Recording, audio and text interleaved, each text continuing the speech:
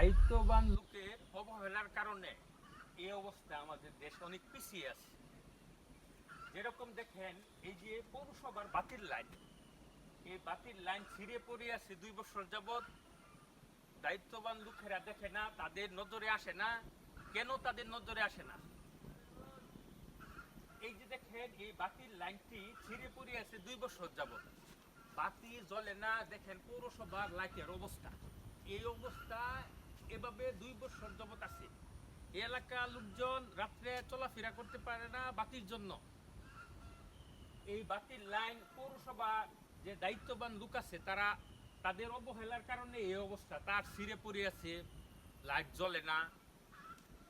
এই তারের মধ্যে বিদ্যুতের লাইন আছে কিনা এটা এই এলাকার মানুষ জানে না। এই মাটিতে রাস্তায় পড়েছিল, এলাকার লোকজন দেখে এই জায়গা বেঁধে রাখছে দুর্ঘটনার যেন না হয়।